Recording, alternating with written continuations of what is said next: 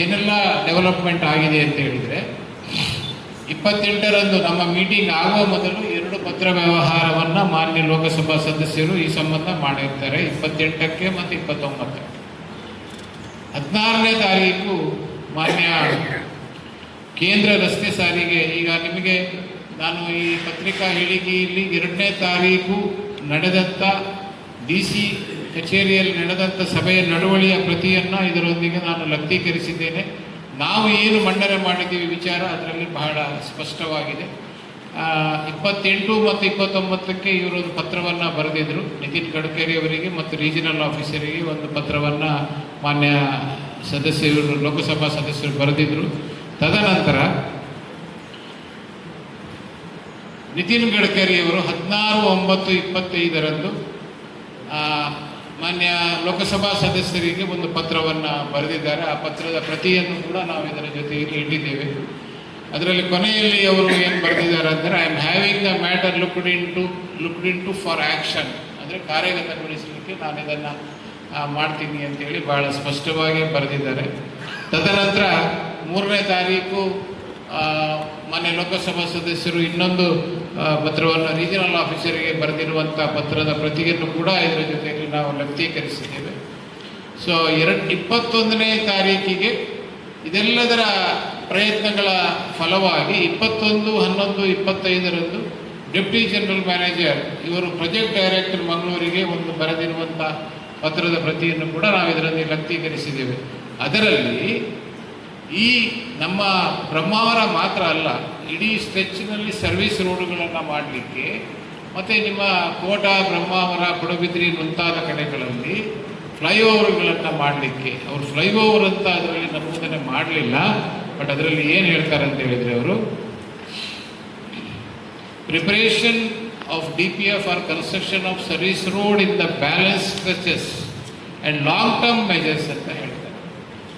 Long term measures ಅಂತ ಹೇಳಿದರೆ ಇದೆ ನಿಮ್ಮ ಫ್ಲೈಓವರ್ಗಳು, long term measures at important junctions, for example Kota junction, Brahmavar town, Padubidri junction, Mulki town.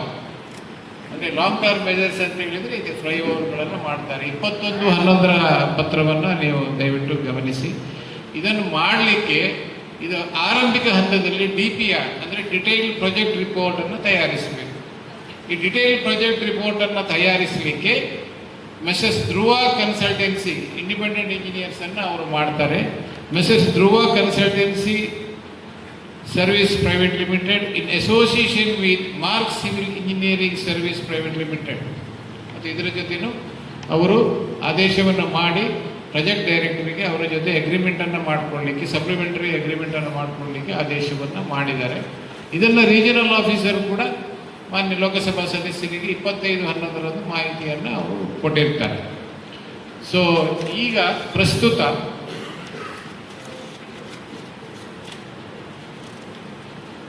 ಈ ಆಗಿರುವಂಥ ಬೆಳವಣಿಗೆ, DPR ಅನ್ನು ಮಾಡಲಿಕ್ಕೆ ರಚಿಸಿರುವಂಥ ಏಜೆನ್ಸಿಗಳನ್ನು ಮಾಡಿರುವ ಆದೇಶವನ್ನು ಈ ಸಮಿತಿ ಇದನ್ನು ಸಂಪೂರ್ಣವಾಗಿ ಸ್ವಾಗತಿಸುತ್ತದೆ. ಆರಂಭಿಕವಾಗಿ ಏನಾಗಬೇಕಾಗಿತ್ತು ಅದು ಆಗಿದೆ, ಅದನ್ನು ಸಮಿತಿ ಸ್ವಾಗತಿಸುತ್ತದೆ. ಲೋಕಸಭಾ ಸದಸ್ಯರ ಮೂಲಕ ನಮಗೆ ತಿಳಿದು ಬಂದಂತೆ ಕಳೆದ ಆದಿತ್ಯವಾರ ದಿವಸ ಅವರು ಪರ್ಸನಲಿ ಫೋನ್ ಮಾಡಿದರು. ಒಂದು 15ರಿಂದ 20 ದಿನಗಳೊಳಗೆ DPR ಅನ್ನು ರಚಿಸುವಂಥ ಏಜೆನ್ಸಿಯ ತಂಡ ಉಡುಪಿಗೆ ಅದು ಬರಲಿದೆ ಅಂತೇಳಿ ತಿಳಿಸಿದ್ದಾರೆ. ಈ ಸಂದರ್ಭದಲ್ಲಿ ನಾವು ಬ್ರಹ್ಮಾವರಕ್ಕೆ ಸಂಬಂಧಿಸಿದ ಬೇಡಿಕೆಯಾದ ಫ್ಲೈಓವರ್ ಮತ್ತು ಸರ್ವಿಸ್ ರಸ್ತೆಯನ್ನು ಆದ್ಯತೆಯಲ್ಲಿ ರಚಿಸಲಿಕ್ಕೆ ಆ ಸಮಿತಿಗೆ ನಾವು ಒತ್ತಾಯವನ್ನು ನಾವು ಮಾಡ್ತೇವೆ. 2 ಬ್ರಹ್ಮಾವರನ್ನು ವಿಭಜಿಸದಂತೆ ಫ್ಲೈಓವರನ್ನು ರಚಿಸಲಿಕ್ಕೆ ನಾವು ವಿನಂತಿಯನ್ನು ಮಾಡ್ತೇವೆ. ಹಾಗೆ ಈಗಾಗಲೇ ಕೈಗೊಂಡಿರುವಂಥ ಈ ಸರ್ವಿಸ್ ರಸ್ತೆ ಇಲ್ಲಿ ನಮ್ಮ ಇದರಿಂದ ಯಾವುದು ಮಹೇಶ್ ಹಾಸ್ಪಿಟಲಿಂದ SMS ತನಕ ಅವರು ಮಾಡ್ತಾ ಇದ್ದಾರೆ.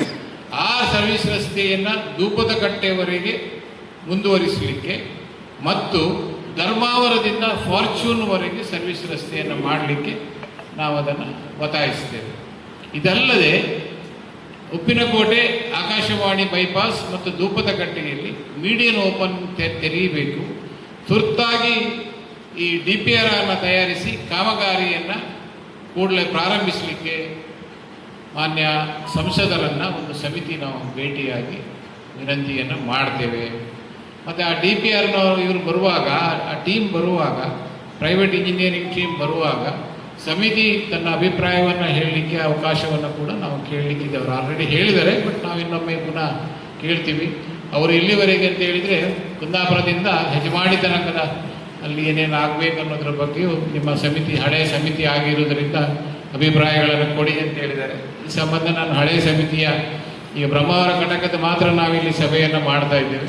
ಹಳೆಯ ಸಮಿತಿಯ ಸಭೆಯನ್ನು ಕೂಡ ಕರೆದು ನಾವು ನಮ್ಮ ಅಭಿಪ್ರಾಯಗಳನ್ನು ಭಾಳ ಸ್ಪಷ್ಟವಾಗಿ ಆ ಸಮಿತಿ ಎದುರು, ಆ ಟೀಮ್ನ ಎದುರು ನಾವು ಅದನ್ನು ನೀಡುತ್ತೇವೆ.